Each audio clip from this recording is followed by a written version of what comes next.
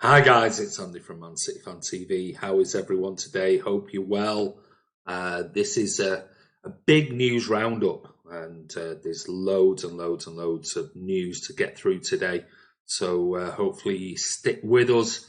It's going to be quick. It's going to be snappy.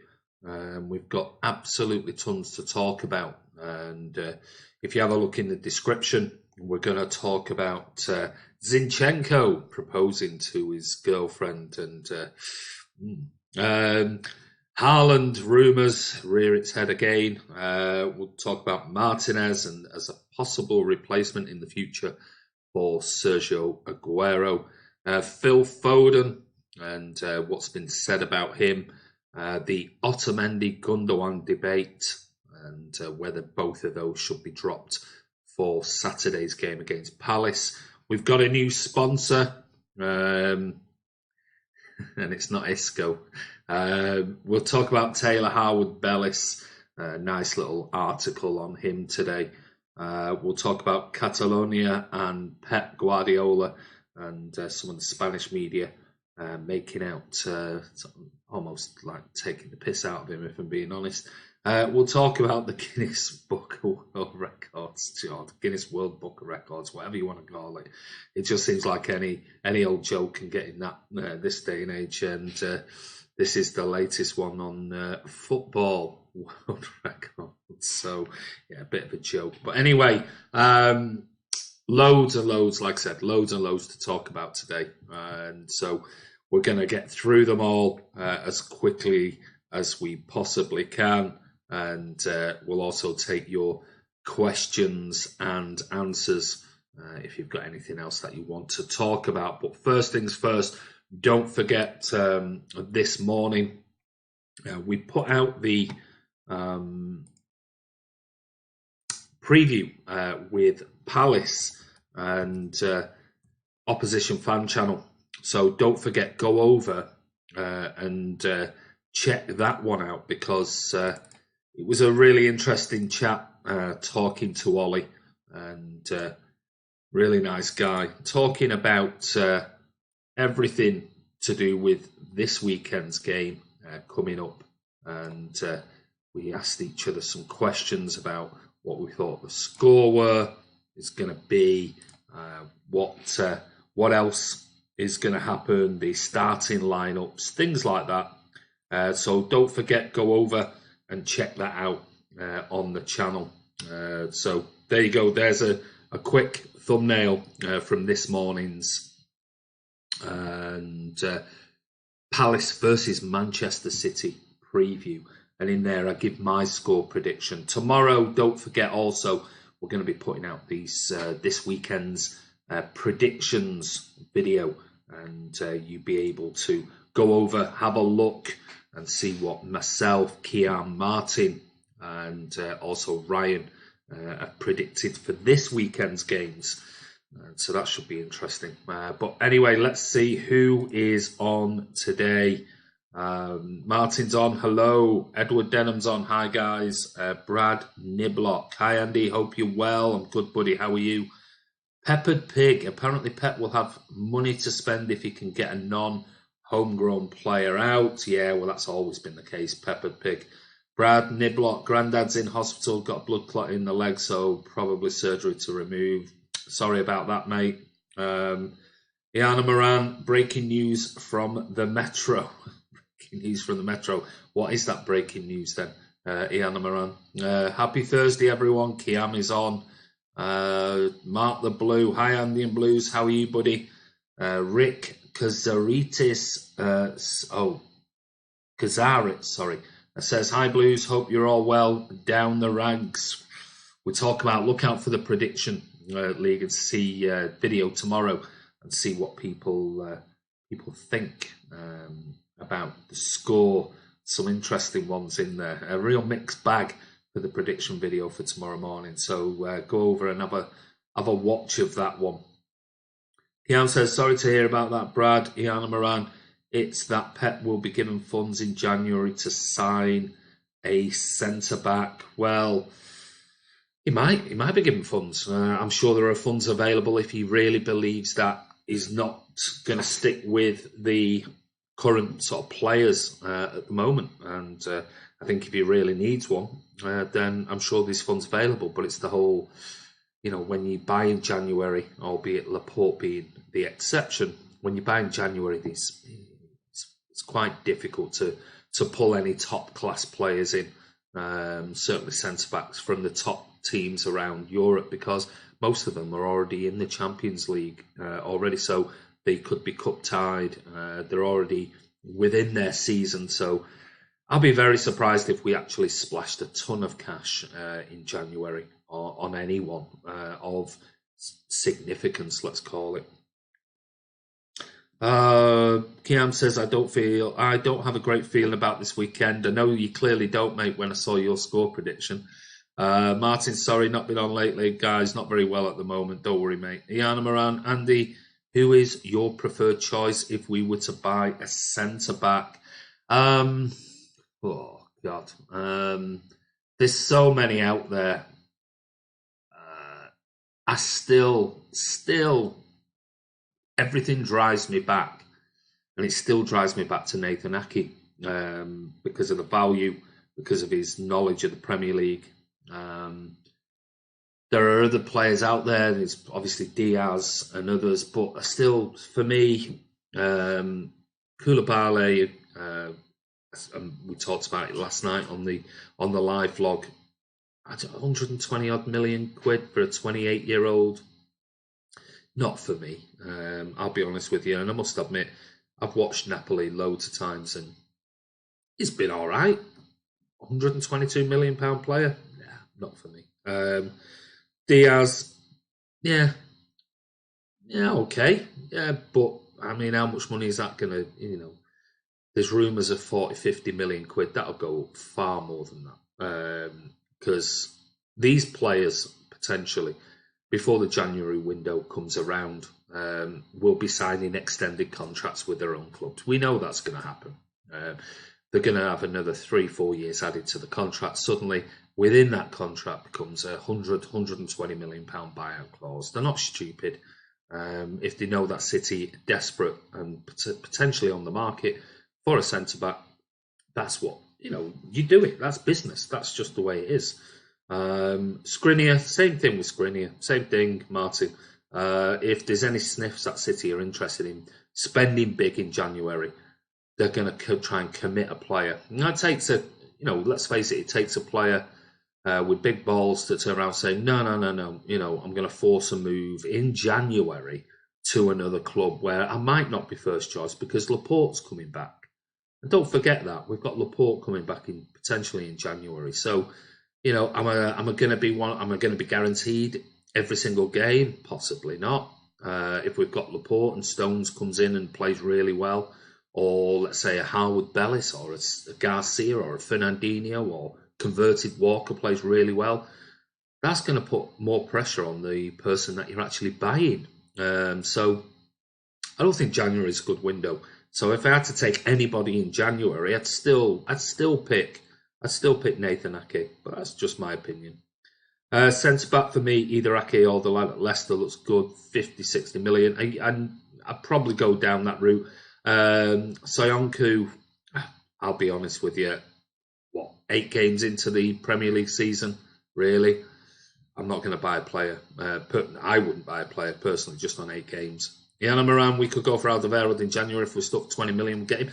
Yeah, good point. Obviously experienced, good on the ball, good in the air, good defensively, getting on a little bit. But, if you don't want to spend a lot of money, good shout. Ingatcha, how are you? Hello. Martin says Diaz has a release clause, so we have to get in early before he signs. You can't get in early, mate. How can you possibly get in early? You can't. He can sign an extended contract whenever he wants to. So you can't get in early until the window opens. So if there's any sniffs of it in November, December, they'll just get him to sign an extended contract. 4 weeks later, City go in and suddenly it's 50 million quid more. And so you can't go in early, otherwise you're touting. Hi, Andy, do you think we may get Skriniar? What, we? You're talking about Chelsea? What happened to Rob when he left? Rob's just left the channel, mate. He's moved on. Martin, Rodri refused contract, so they up his buyout, so can happen. Rodri refused contract, so they up this buyout, so can happen. Don't know what that means, mate. Harwood-Bellis should get a proper chance. I agree, Kiam. Virgil van Dijk, best in the world. Okay. Hello, mate. Edward Denham, Alderweireld too slow for me. Should have gone for Yerry Mina. Not sure about that. Kiam, everyone laughed, but Johnny Evans would have been shrewd signing for cover. And I'm laughing. I'm still laughing. No chance. Best man, says Mark here. Am I still the top bidder? You are, buddy. Yes, you are, mate. Virgil van Dijk, best in the world. Don't worry, I'm a Liverpool fan, but I'm not deluded. Your names suggest Virgil van Dijk, best in the world. He's better than Messi and everyone else, is he?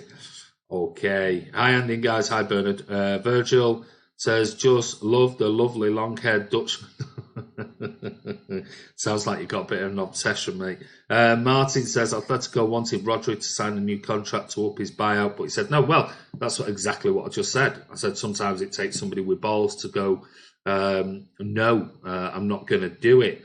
I'm trying to force a move, but you've got to also bear in mind that City were in for Rodri prior to his injury. Laporte I was talking about before, about buying him before he had the injury, and what Atletico tried to do with regards to Laporte, getting mixed up with Rodri and Laporte. What Laporte was they were trying to include an extra release clause in there, and he said no. So with Rodri, yeah, clearly he wanted to go, but they're rare. They are rare, for somebody to turn around and say, well, I'll tell you what, we'll put another. You've got to remember, if a player, let's say, has got a release clause for £50 million, and let's say it's November time, and the feelers are out there that City are interested, they desperately need a centre-back. Let's say this player is on 80 grand a week, 100 grand a week, and their club goes, well, I'll tell you what, let's put £120 million release clause in your contract. We'll also, between now and January, we'll double your wages. Well, straight away, they double the wages. Plus, they and the agent get 10-15% of 120 million rather than 10-15% of 50 million. It's a win-win all round for a player, unless they are not that interested in money per se.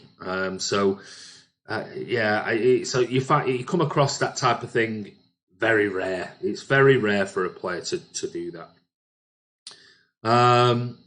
How's the bidding going? Yeah, going good, mate. Virgil van Dijk, best in the world. What are you doing here? If he wants to come on, I would gladly get with Van Dijk. Oh, yeah, a bit weird. Okay, put you in a timeout. Bit weird comments. When are you next going away on business? God, you're very nosy, so you can go in a timeout as well. Too many nosy people on today. True, very true, pal. Okay, pal. Phyllis is on. Evening, boys. How are you? Hello, Ivy, says Edward. Yeah, some strange people coming on today asking some weird questions. Hi, are you okay, Philo Hunton? Yeah, very good, mate. How are you? Virgil van Dijk, best in the world. Blue Blood Fan TV training with the kids. Yeah, they both are. GM just likes to asks a lot of questions, and I keep telling him, do it in a DM or send me an email or whatever it is. And this Virgil van Dijk guy's a bit odd. What's your... I'm going to enjoy this one. This I am going to enjoy. There you go. Andy's on a mission today. He's putting as many people in timeouts as I possibly can. There you go. Sure, that's Martin and not Tammy writing that. Anyway, on to our first bit of news. What shall we talk about first? Well, I think first off, we need to talk a little bit very quickly and give a big congratulations, let's call it, to, don't know what happened there, to Mr. Zinchenko, and his girlfriend. Yeah,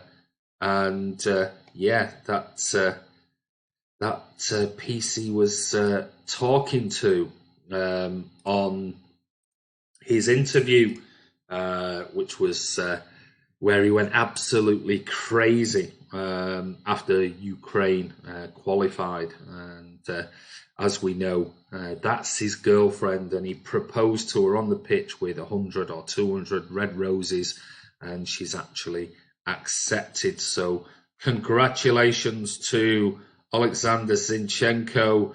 I'm sure everybody, including you guys on here, want to wish him a very I don't know what to call it.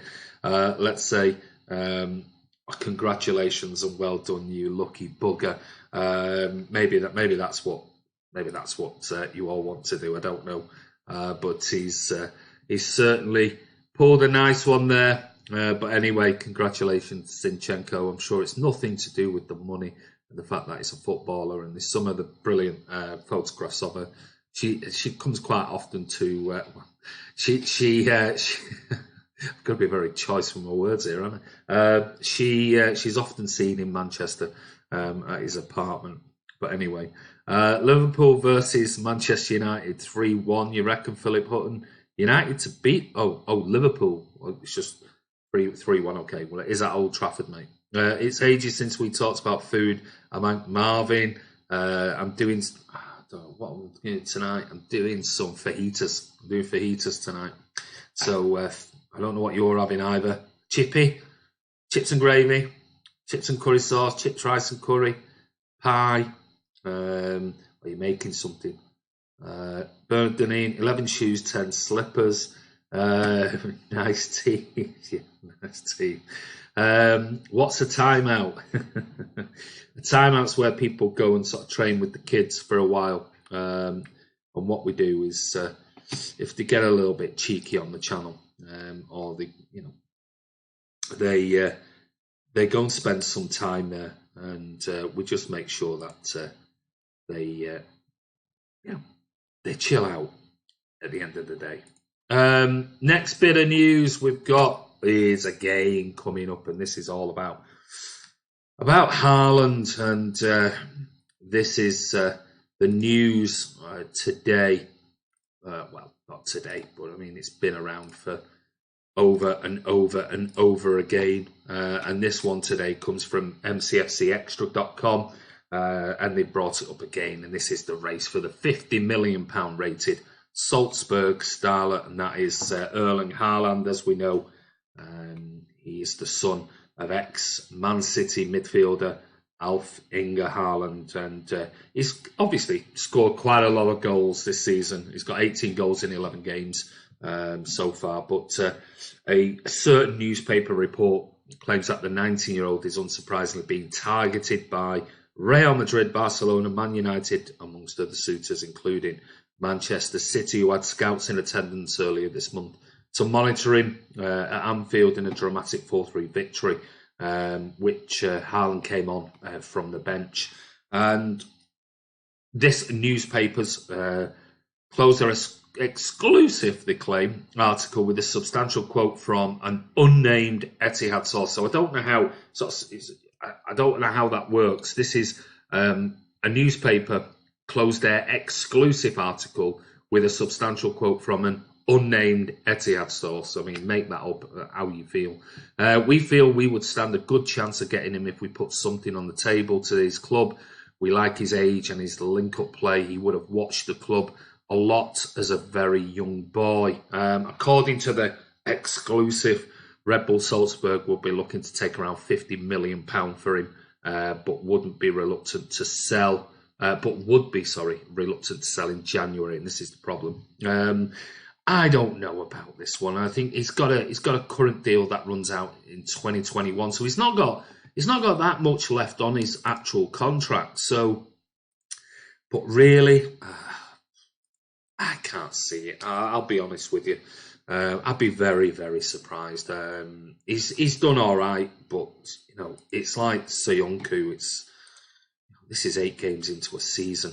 Let's wait and see before we start going, all out. 50 million quid for a young kid who's hardly done anything, really. Let's see. Can't see what's in his season. Neither can I either. I've got no idea whatsoever. I could have shown you some of the photographs as well. That might have actually persuaded you as to the reason why. Carl Blundell says the big man has arrived. Just had a lovely cheese pizza with cheesy fries. God, you cheesed out, Cal. Cal says Virgil van Dijk, best in the world. Have you been smoking the devil's lettuce, lad? Lofty Bassard says Mara should start next game. He scored 2 goals and an assist against Colombia. You need to go and have a look at my video that's out on the channel now, put out this morning, and that is the preview for the Palace game on Saturday. And Riyad Mahrez is in my lineup. Carl Blundell says he's 70 with the kids, and I am a different person. There you go. See, it works. Spag bowl tonight. Either. That's what I made last night, mate. I had spag bowl last night. Hope you're doing it from scratch, buddy. Talking about it's dead easy. So I'm sure you are. I'm not buying a jar one, are you? Make it nice and easy. And just fry off a little bit of rosemary with some oil. And then blitz up some carrots, onions, celery. And put in a bit of mixture of beef and pork mince. Fry it off until all the water's gone, and then add in your blitzed veg with some garlic, and then add in a couple of tins of nice plum tomatoes and a tin of water, and then just let it just chill out for 2 hours. Gorgeous, absolutely gorgeous. Mark the Blue, pizza and chips for me. Oh my God, is this kids' tea time? Pizza and chips and pizzas and cheesy chips. Best man on the naughty step. If I get one, I'm pulling my bid. Hey, listen, it's an honour. It's an honour if you get one, if you're a proper blue. One of our moderators has just gone in. Best man, so there you go. Happens to the best of them. Alexander, what does Zinchenko actually bring to this team? Good question. I'll leave that to the others to discuss. Cal Blundell done a Spurs career mode on FIFA, lost 10 in the first 10, got sacked. You need to go over and play Kiam. James Perry, Haaland will go to Leeds if they get takeover and get promoted. Right, well then that's an awful lot of ifs on there. 1, they've got to get promoted. 2, they've got to get taken over. And will that happen this year? Could it be another 2 years? Is it going to wait that long? Lots of ifs and buts there, James. Kiam says Mahrez is a different player for Algeria. He needs to step up. He could be the star man with Sane out. Is he up to it? Good question. Ooh, that's going to throw one in. Chef Andy says Jay Wang. Jump there. Apologies. God, where have we gone there? Hi all, the wankster is... I'm glad you spelt that correctly, Jay Wang. Out of time out you are. Didn't mean to be nosy or anything. There you go. Predictions for United Liverpool. Go and see the prediction video tomorrow. James Perry, are you his agent?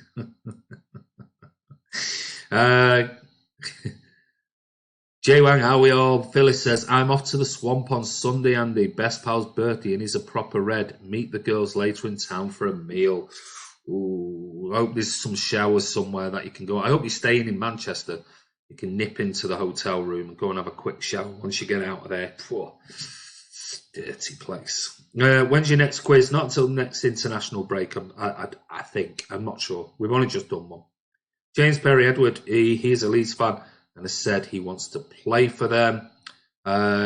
Jay Wang says, Chef Andy, section evening all. And Andy, you okay section? Have you got your book yet? Blue Bluff Fan TV cooking with Andy yet? It was cold out there, was it? Good. No, that sorted you out, buddy. Edward Denham, I'm a City fan and want to play for them as well. Yes, so do I. Yeah, it's cold training with the kids. It is. Get used to it. Lie's been simmering since 3:30. Ever try spag bowl with feta cheese? No, I haven't, mate. Try it, mate. It's wonderful. No, I've never put feta cheese in it. maybe I'll try that next time. Bit of Ivor's magic in there. It's a bit of a weird saying that, I'm guessing. But no, we'll see. Maybe I'll try it. Good luck with that, Edward, says James Perry. Man City mod and presenter got sent, absolutely. Niall says, first. You off to Crystal Palace away? No, I'm not going, mate. John Grogan, United versus Liverpool game, getting the big build-up. Sky can't help themselves. The fixture is irrelevant now. Yesterday's chip paper. It's probably not to those two teams' fans. Alex, Andy, do you plan on doing opposition fan channel interviews for most matches this season? Yeah, well, we'll do one wherever we can, always. If you watch, there's very few we've missed. So Ivor says, how are Leeds going to get the cash through the front door? Things have changed since PSG and City were taken over, much more difficult. And that's the thing. Also, you can have a rich owner, but it doesn't. You can't just throw money at it. We know that because of FFP.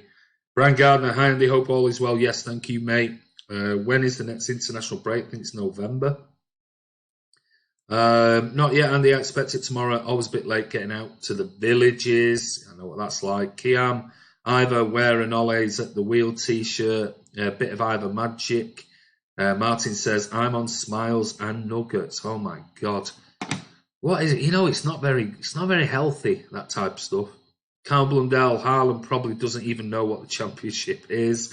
Carl Blundell, if Man City play a Chinese team, I want an opposition fan view. God, that would be interesting. Would you ever invite Redmen TV for an interview? They wouldn't. They wouldn't be interested in Man City Fan TV. They're on a different planet now. They're like Arsenal Fan TV and others. So, but yeah, I mean, I'd love them on the channel, but I can't see it. I can't see it happening, if I'm being honest with you. You have to be realistic sometimes. So, right, moving on to the next bit of news, and that is, let's have a look. We'll talk about this guy, and that, as you may be aware, and I think somebody did somebody mention him last night? I can't remember. Maybe somebody mentioned him last night. Maybe they didn't. But this is an article in Football Fancast today, and it's part of the Football Fancast Transfer Focus series. And they say, according to Italian outlet Calcio Mercato, Manchester City are evaluating Inter forward Lautaro Martinez as a potential option to eventually replace Sergio Aguero. They claim, what's the word? Well, City star Aguero has been an incredible servant for the Etihad side since joining from La Liga giants Atletico Madrid, and has already racked up a mammoth 239 goals in just 347 appearances across all competitions for the club. But the 31-year-old has started off the current campaign on fire too, notching 8 Premier League goals in as many games for Guardiola's men. Calcio now claim that with the Argentina international turning 32 next summer, the citizens are evaluating Inter's Martinez as a potential successor to their superstar forward. The report adds, trying to lure the Nerazzurri man away from Italy will be difficult due to a hefty release clause in his contract. Make no mistake about it, whilst Aguero appears to be defying his age with consistently supreme performances, City will eventually have to commit to turning away from their Argentinian talisman. Replacing the sheer volume of goals will undoubtedly be difficult, but Martinez has proven in his fledgling career that he has other facets to his game too. As Who Scored claim, the 22-year-old has registered 2 goals and assists in the early stages of Serie A this season, but his underlying numbers give cause for optimism for Guardiola. The Spaniard previously had a reported discussion with Aguero over his work rate and desire to press the ball, but that does not appear to be a problem for Martinez. The South American forward averages 0.7 tackles per game in the Italian top flight, whilst in the Copa America earlier this summer, he committed 2 fouls per match in 4 appearances. Whilst fouls are generally seen as a negative thing, it really showed Martinez's willingness to do the dirty work up front. His massive potential saw former Chelsea striker Hernan Crespo remark, "In my opinion, he is the present of Inter." My friend Juan Sebastian Veron spoke very well of him. He is awesome, someone who is a footballer, and he rarely has a wrong judgment. Again, Seba was right. Lautaro is a potential champion. Now, whether you want to go on the words of Hernan Crespo and the words of Juan Sebastian, sort of like Veron flop from Manchester United, is entirely up to you. But he is a player that people are obviously going to link in the coming months, and we'll see more and more of this ramp up over the coming sort of weeks and months when we get towards that January transfer window. Still, for me, Aguero every day of the week. Let's see what else is on here. Martinez is great on FIFA, says Kiam. Cal says Martinez is boss, but Cardi is just a complete player. Alex says, I remember them saying it's in their genes to dislike everything about Manchester. Edward says, don't try and understand Scouse logic, especially Anfield rap. No, I read a really ridiculous tweet from them yesterday or the day before. It was just embarrassing. Ivor says, not being funny, but no, MUFC versus LFC is ever irrelevant, even to a blue. Still a massive game. Also, remember when QPR tried spending loads of money? That backfired massively. Remember Fulham? Yeah, I mean, they've tried it. This buying massive, and you've got it. I mean, to be fair, giving it to those two teams you mentioned there, either QPR and Fulham, they were hardly going to attract the biggest names in world football, and the type of money they were throwing around was nothing like what one of the big 4 or 5 teams can do this day and age. But just because you've got a rich owner, you've got to get a massive income. The structure and the business side of the club has to be right first to generate income coming in before you can spend it, as we know. Martin, Alexander, ask Andy the hard question, pal. Cal, Edward, I'm a Scouser. Not all of us are like that. No, Cal's a good lad. On my way, Martin, let me just think. Where's Ryan? I don't know, mate. You don't live with me. United versus Liverpool equals El Corruptico. There's a new one. Carl says, Kiam, remember by Dean for your career mode. Section says, if Silva and Aguero go this summer, I'll not stop crying until at least January 2021. I'm definitely going to be winning. I don't think Aguero will go this summer. I think he'll stay. He'll finish out his contract, but obviously we know David Silva is going. I will, Cal, but in January. FIFA's January, he means. Phyllis says, Kiam, I'll be wearing my vintage City badge as always, only going because he's a proper pal and it's all 100% paid for. Otherwise, I would sooner chew on my own toes off. He makes me a very happy person, says Cal. Alex says, Andy, would you rather attend the Justin Bieber concert or walk a whole day outside with a Liverpool jersey on? Oh, definitely Justin Bieber concert any day of the week, mate. At least he's made a couple of half-decent tracks, but I mean, I couldn't bear wearing a Liverpool shirt. No chance. Section, Kiam, being a bit shaky at the new FIFA. Yeah, he's not done very well, has he? I mean, it's a bit embarrassing. He really needs to crack on and sort of learn how to tackle. What's going on? Jay Fresh Stunner, what I miss, Andy? You've missed loads, mate. We've already been on for 35 minutes. Bernard Deneen, Kiam's new FIFA 20 is reflecting the proper team's performances really well. Kiam, I've sat in the United end for derbies in the past. Horrible place. I felt dirty. I always feel dirty when I walk out of Old Trafford. Martin says, Jay Fresh, you missed Andy timing everyone out. No, I didn't. I timed you out. 2 years and he will leave for me, Sergio. Yeah, I think he'll run his contract down. Bit rusty, Section 20. I've not had much time to practice on the FIFA 20. I might have to quit my job. That's too easy, says Martin. Jay Fresh Donner, Elton John was here. Was where, mate? Alexander, mate, Justin Bieber. Section, the book is on its way, pal. Cal says, I think Ollie has done a fantastic job. Just look at his stats, absolute genius. Has only lost 15 in the last 26. Either exactly, Andy, does not matter how much money the new Leeds owner will have. Their spending will be linked to current turnover at Leeds. Do you think the Prem would welcome another Man City? Never, no, they wouldn't. As simple as that. I mean, they all complain about Man City. in 2008, 2009. They're not going to accept that. And like I said, you can't just have $1 billion in the bank. You've got to generate money because that's the only way you can spend it. So it's not going to happen. Make no difference. Yeah, Andy talking about FIFA, he wouldn't know how to plug PlayStation.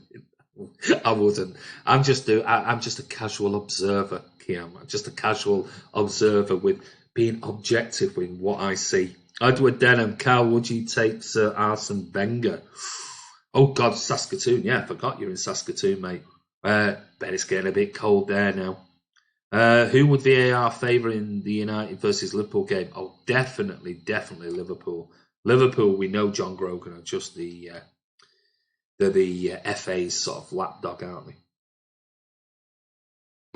Martin says, I did nothing wrong either, Jay Fresh, it's just because I'm 21. Yeah, right. Alexander, Andy, give me the best game you've watched, including City and a lower league side. Oh, that was one I was keeping back because it's one of the questions on the Who Are You series, and we're going to bring these back in the next few weeks with some new guests, and I've still got to do mine. So I don't know whether I can answer that because I'm saving that for...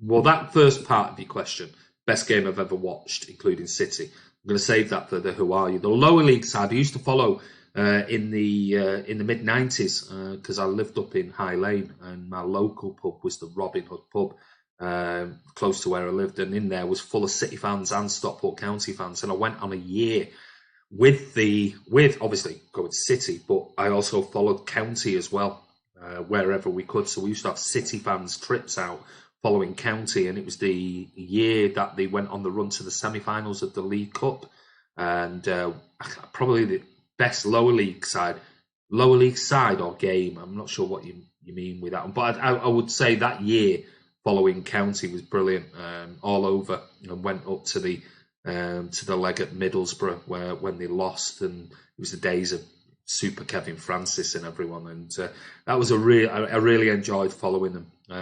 But there you go. I'm not going to answer the other one because that'll be in my Who Are You. Blah blah blah blah blah. Arsenal FC fan. Hello. What's your opinion on Aubameyang? I think he's a really good player, very good player. Still think he should score more. I'll be honest with you, but I think in a City team he would score a hell of a lot more. Edward, Arsenal FC fan, good player, says Edward. J Fresh, he timed you out, fam. I did. Section 20 says the Gillingham game, best game ever. I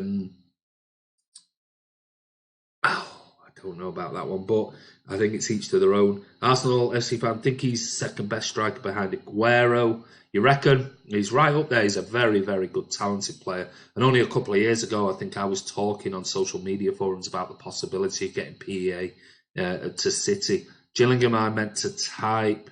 Martin says, Newcastle for me, 95, 96. Yeah, you said that on your Who Are You? Arsenal FC fans, he love playing City. Great fans, great club. Thank you very much, mate. Kiam says, QPR Spurs, FA Cup, Gillingham, last derby, Main Road. Yes, the last derby at Main Road. Phyllis says, Arsenal, I rate him, but I would have Kane before him any day. I know that might wind you up, but that is how I see it. Kiam says, Aubameyang is older than I thought. He's finished the next 12 months. AFC left it too late signing him. Wow, some controversial points there. Right, what else should we go on to? We've looked at Zinchenko, we've looked at Haaland, we've looked at Martinez. Let's take a quick word on who can we talk about next? Let's just do this one. And this is announced today, a new sponsor, another one. They're all coming in, and this is exactly what me and Ivor's just been talking about with regards to Leeds. Is that it's one thing having a rich owner, but that it doesn't mean to say that they can spend all that money. You need to generate income. And yet another City Football Group has agreed a new global multi-year partnership with Cisco, not Isco, but Cisco. And I know Martin is definitely gonna write something below. Who became an official technology partner for Man City and 4 other CFG clubs. The worldwide technology leader has also partnered with the New York City FC, Melbourne City, Yokohama Mariners, and Sichuan Junhui in a deal which also includes the women's teams in Manchester and also in Melbourne. Cisco's first ever major partnership with a football organisation will focus on using technology to drive innovation, enhancing connectivity for clubs, players and fans, and positively impacting people and communities around the world through sport. I hope they're doing something with the bloody 4G around the Wi-Fi at the Etihad Stadium. So if that's an area that you do venture into, Cisco, please sort it out, because it's fucking garbage, absolute garbage. So I hope you're into that type of stuff and sort the website out if you can. But anyway, there's a little bit of news about another sponsor bringing in some more money. That means that we've got more money to spend in January and next summer for Manchester City. Let's go back to your comments. Where are we up to here? I've said best away game ever, 10-man comeback in Spurs. Never got so pissed after a game in my life. Absolutely incredible. I'll talk about that on the 125th anniversary video documentary that we did. It was one of my mentions from that era. Alexander, what's the biggest gap that a Premier League side has closed and won the league? Ooh, good question. I'm not sure. Off the top of my head, I don't know, mate, if I'm being honest. I'm not the font of all knowledge. I only know what I know. Let me just go back. Big jump there, sorry. Arsenal FC fan, grinds my feathers when people say City are only successful due to the money. Great club with great history. Thank you, mate. Let's all have a Cisco. Let's all have a Cisco. We managed to deal with Isco at last. No. Don't start section. Why aren't we playing on Boxing? Oh, there's all that. We'll probably talk about the fixture thing, Edward. There's a ton of games going on. It's a nightmare. But again, for television, bringing in revenue, it's one of those things. I think Liverpool go to Leicester, I think, on Boxing Day. 8 o'clock kickoff on a Boxing Day evening. Jesus Christ. I know it's not that far. It could have been worse. It could have been London. But, I mean, still, they don't give a shit. They don't care. But then, should they? They're paying the money for it. So, Mingy Wong, Isco, Disco. We got Isco, about time. Section, I'd rather get a Bisto sponsorship, to be honest. Philly says, Arsenal fan, there is no doubt the money made it all possible, but the club deserved the investment because of its history and the loyalty of the fans. Of course, I'm sure Ivor's talking about Man City there, and he's absolutely spot on. United did a 12-point, yes. Oh, God, yeah. Newcastle won it, yeah. Newcastle had the 12-point lead, yeah. Jay Fresh. I don't know whether that's the biggest ever in history of football. I don't know. I hate Arsenal Fan TV. They're only in it for the money. Alexander Savage, Jay Fresh Stunner against, and what year? God, you're going back there. You're going back to the Keegan, aren't you? What year was that? Can't remember the year, I'll be honest. League is in, nearly over yet. Long way to go. Rajiv Ramlagun says, as a Man United fan, I never consider City versus Liverpool as the biggest rivalry. Man City rivals will always be United. Liverpool's biggest rivals are Everton and Man United. Both hate Man United. That's very true. We do. We both hate Man United. Bernard Deneen, at last an Isco and an Oscar Bob partnership. Edward said, what do you think about Blood, Sweat and Tears? Talking about the documentary. Ivor, I remember coming out of White Hart Lane that night. The Spurs fans were utterly silent after the game. I genuinely think they were in shock. Best night ever. I guess that was a bit like us walking out the Etihad last season when we went out after winning 4-3 against Spurs in the Champions League. Section 20, was that the Keegan era? It was the Keegan era, yeah. What you mean, fam, says Jay Fresh Dunner. Kiam says, rivalries are only created with time. If City and Liverpool fight for titles for a decade, it'll be as big as, of course it is. It's all about who's fighting for the titles at certain times. Arsenal, do you think Arsenal will be what it used to be? I'm sure it will. It's all cyclical or cyclical. It comes around. And we all go through these dark periods in our supporting lives. It just so happens that certain fans of certain clubs are going through theirs now and we're not. 95 maybe, can't remember exact year. United fans would know. Spurs fans, I think Arsenal versus City game will be on Sky maybe, says Mingy Wong. Right, what else are we going to go for? Oh, we'll go for this one. I thought this was quite funny. And this, well, not quite funny, quite embarrassing really, but this was Man City star Kevin De Bruyne could claim a Guinness World Record this season. Shows you they'll give it to anyone. Obviously, Liverpool defender Trent Alexander-Arnold entered the history books this week, becoming one of the latest recipients of a Guinness World Record. The youngster was a creative force for Jurgen Klopp's men, assisting 12 goals in the 2018-19 Premier League campaign, a record amount in England's top division for a defender in a single season. Oh my Lord, it's absolutely incredible. It makes it into the Guinness World Record Book 2020 edition. Oh, Jesus Christ, how low can they possibly go to be putting some football stats in the Guinness World Record 2020 edition? I mean, it's frighteningly embarrassing. Do people still actually buy that book?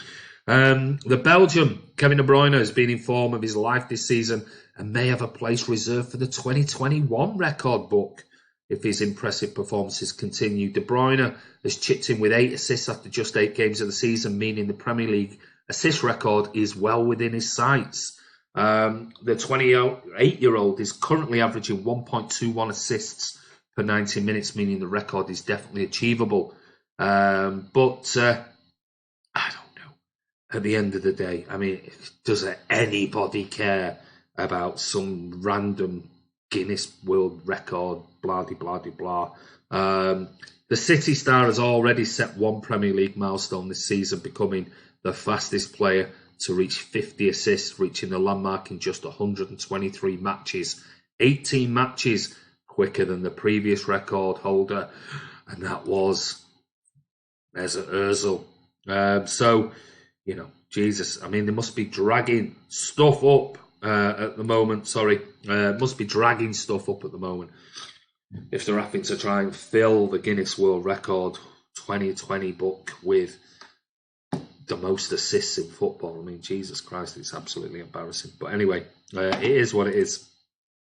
Right, what else have we got on here? Getting desperate, yeah. Raheem Sterling got a gold Blue Peter badge now. That's a legend. It is. That's more like it. Edward, if it was a centre-back, I'd be impressed, but Baines has been doing something similar things for years. Next time, it's David Silva for eating the most paella, yeah.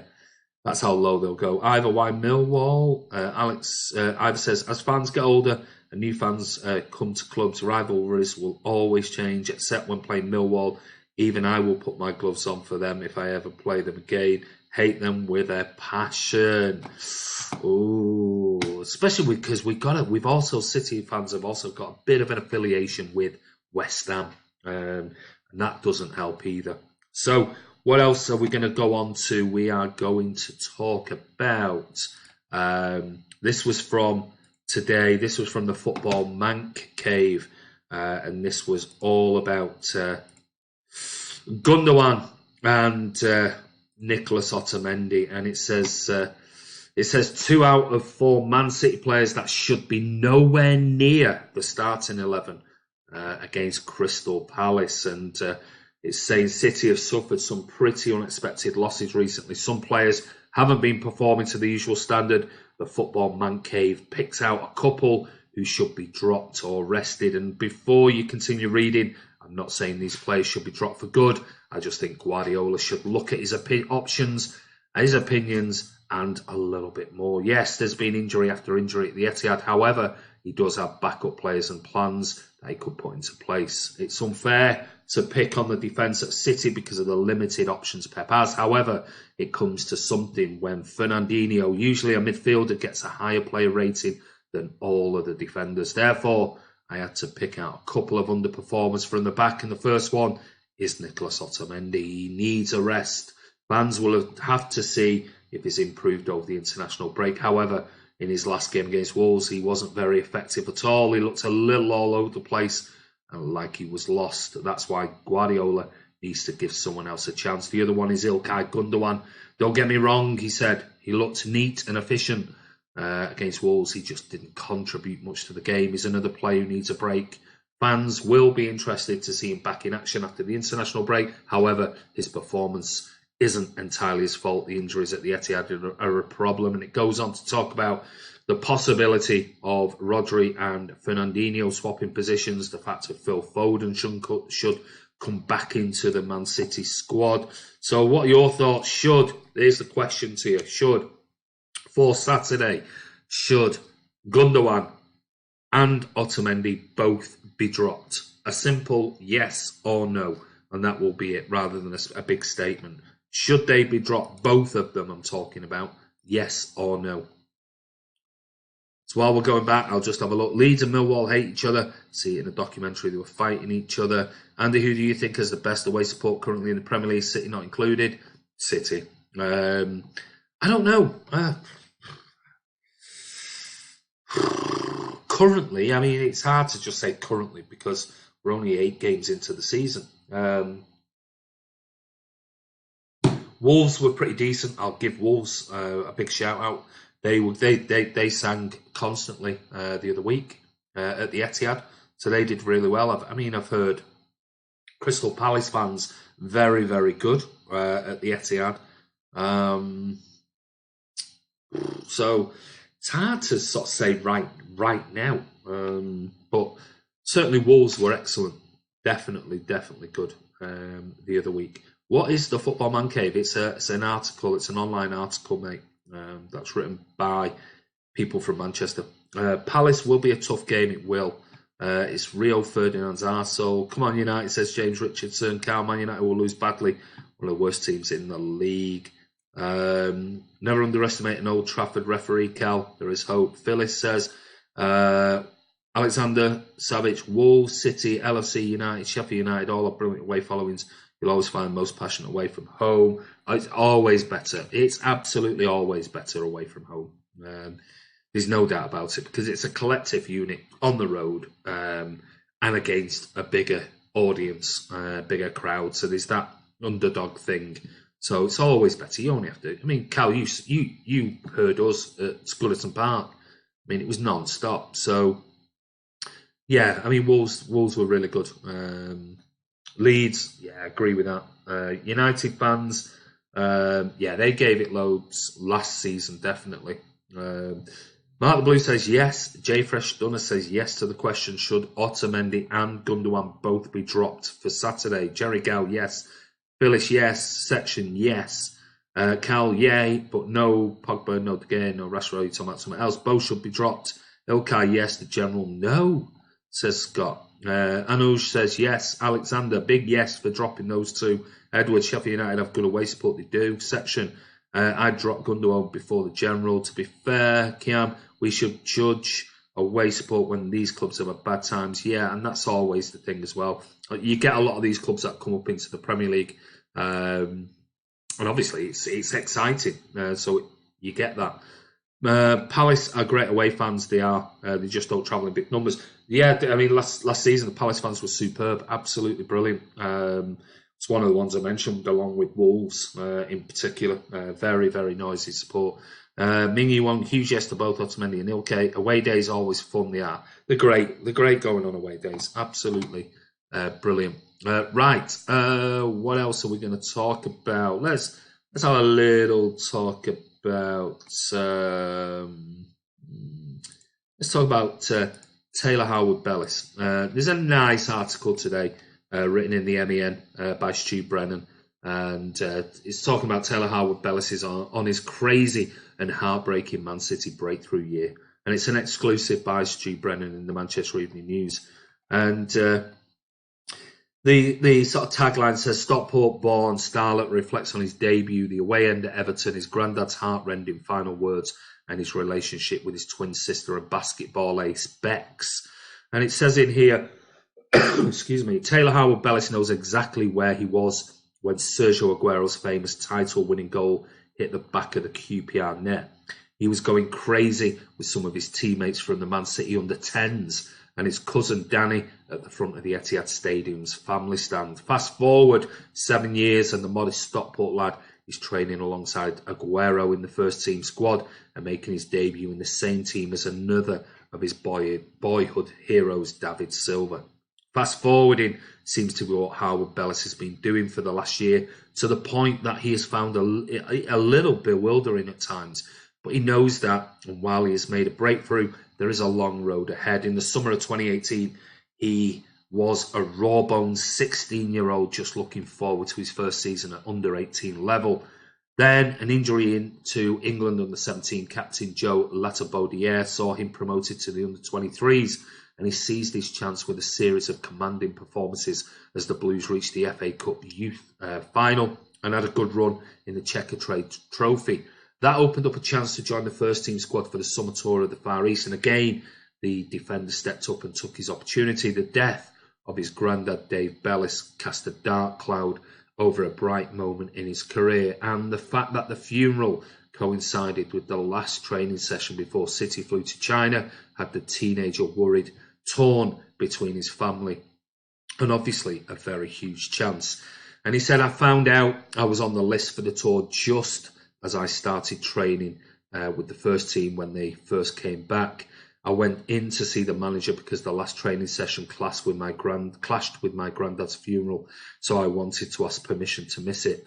He said it was no problem and wouldn't affect me going on the tour. I didn't want to miss a session and for it to affect me going on the tour, but the manager was brilliant. The youngster impressed Guardiola on that tour and has remained in the first team frame ever since making his debut in the 3-0 Carabao Cup win at Preston. That debut was meant to be, Harwood-Bellis believes, his late granddad was a City nut who was cremated in his sky blue shirt, and his last words to his beloved grandson had been, do it for City. Grandad Dave was born in Preston, was a North End fan before he moved to Manchester as a boy, and would have been 78 on his next birthday. And there was Taylor, coincidentally wearing the number 78 shirt and playing his first game at Deepdale. Injuries to Laporte and Stones have now seen Harwood-Bellis and Garcia shifted into the first team squad, and the 17-year-old admits he found training tough at first. He said, it's massively different. You have players who have played in World Cups, Euros, and in the Premier League for however many years. They are experienced players. The intensity and the ball speed, the way they pass the ball is so much quicker. I was swearing in the warm-up. The intensity is a whole different level to anything I've done before. I'm used to it now, but it was hard at first. It was always a dream of mine to play with players like David Silva, Sergio Aguero, Vincent Kompany. I never got the chance with Vinny, but now I'm training and playing with the others. I never thought the dream would come true. I watched these players for years going to Wembley to support them in the away end at United. I was in the family stand for Aguero's goal right at the front with a few of the lads from City and my cousin Danny going mental. The nerves, talking about his debut, the nerves were there, but because I was younger, especially going into the EDS, you feel that there is not as much pressure. I've been playing against people 5 or 6 years older than me in the EDS, as well as the first team. There's pressure, but I think about that fact that I'm only 17 and just playing my game. The philosophies from all the way down from the academy to the first team are the same. What the manager is telling me and the EDS manager is the same message. Playing with the best players in the world helps as well. Seriously, it's 100% easier to play in the first team because you always have a pass on. And if you don't know what to do or where to play, someone will tell you instantly. Obviously, the article goes on, and I think it's just a wonderful, wonderful piece by Stu Brennan. So if you want to go over it, go over. I'll post a link below, and it's a really nice article, and well done Stu Brennan for that in the Manchester Evening News today. So I'll post a link here, so if you want to read the full article, there you go, it's there for you. So well done Stu, very, very interesting read today. So there's another little bit of news, a little bit of light stuff on Taylor Harwood-Bellis, and somebody who I personally think is going to be a shining light for City in the years to come. So back to your questions. Playing squad needs an injection of real City passion. I would throw Harwood-Bellis in now straight away, says Kiam. I have Andy's serious question. Are you getting miffed off at the amount of crap now being printed in the MEN about City? In my opinion, It's no more than an internet pundit rag at the moment. Sick and tired of it. Well, I mean, articles like that in particular. No, I mean, I like reading stuff like that because it's an exclusive interview by Stu Brennan sat down with Taylor Harwood-Bellis. So it's stuff I like to read about. Some of the crap that's in there, though, I mean, you only have to look. Normally, you would have Simon Bajowski, you'd have Stu Brennan writing in-depth articles and things like that in the MEN. But what you see now and more and more of in the MEN is people. You don't even know who they are. I mean, they could be anyone. It could be an 18-year-old who's in his bedroom writing an article, submitting it. And half of the stuff that's in it is, it's just like, yeah, I knew this. Yeah, I read that yesterday. Yeah, it's just your opinion. It's, random. So I agree with that side of it, but I still think the classy journals like Stu Brennan and others still write some nice articles like that. Jerry says we need to plug some youth. Yeah, I agree. Alex, MEN are mediocre mainstream. Medium. Well, I've just discussed that and my opinion on it anyway. Let me go back. Sorry. The MEN always been a rag though. That has always been a rag. Don't get me wrong. Certainly, either the MEN is owned by the Mirror, just rag propaganda, and City mate, and that's been for years. I mean, I'm not disagreeing with those comments. Is Zinchenko playing in the Olympics? No idea. Adam Smile, hello. How are you? Me wrong. I read the MEN a few. All they do is always publish stories about the rags. Always, because obviously there's City stories in there. But on the whole, if you I agree. If you took the front page, it's mainly United. Well done, Stu. STU Edward, not like a beef stew. STU Alexander. Andy, give me your top 3 most important City goals since you started supporting the club. No, mate, because that's in my Who Are You? So those type of questions are personal. I'm going to put into my 5 questions for the Who Are You series. Stuart Brennan is a good MEN journal in general. Yeah, he is. And he writes and he gets good access to Man City. Martin, guys, got to go for my smileys and chicken nuggets. I know it ain't healthy. All have a great evening. Oh, my God, Martin, how much salt are in them? Not good for you, buddy. Get some salad and get some greens inside you, buddy, if you're not feeling well. But anyway, enjoy your evening. Scott Williams, Bradford Dickey in the playoff final and Kun's QPR goal. Alex says, Scott Williams, thumbs up. What are smileys? They're those potato smiley things that kids have. Well, he's 21, isn't he? So you've got to let him off. Jerry Gow says, hi, Scott Williams. Edward, well done, beef stew. Sorry, Andy. Mark the Blue, Taylor Harwood-Bellis will definitely get his chance, to be honest. Hey, pushing it there, Mark. Well done with that one. Nearly a tongue twister. Too bad I'm unintentionally spoiling your episode. I didn't know. Don't worry about it, mate. It's fine. Chicken korma will do me. It'd do me. It was one thing I was thinking about making tonight, actually. Curry. We're going for something a bit more simple because I've got to do this live vlog. So, right. Any other news? Let me just have a quick look. What else? We've done Zinchenko. Mikel Arteta today. There's an article in 90 Minutes talking about Mikel Arteta insists limitless Phil Foden will get a chance at City. And it's talking about, he insists that the homegrown midfielder has limitless potential despite his lack of game time. And he said he's only reinforced the club's faith in the teenager. You've got to remember, he only turned 19 in May. And if you go back to when Pep Guardiola managed the likes of Iniesta, and Iniesta was sort of 20 and a half before he was given an opportunity at Barcelona. And look at the player he turned out to be. So it's all about faith. And Arteta is adamant that Foden will get chances because of how highly he's rated. He said his potential is limitless. He is going to set his own limits. He told the official site, he said, the most important thing is that as a club and around the team, we've created a really healthy, inspiring and challenging environment. That's exactly what he needs. He says, with the type of environment to grow and to always be going in the right direction is the most important thing. I think he'll be very successful.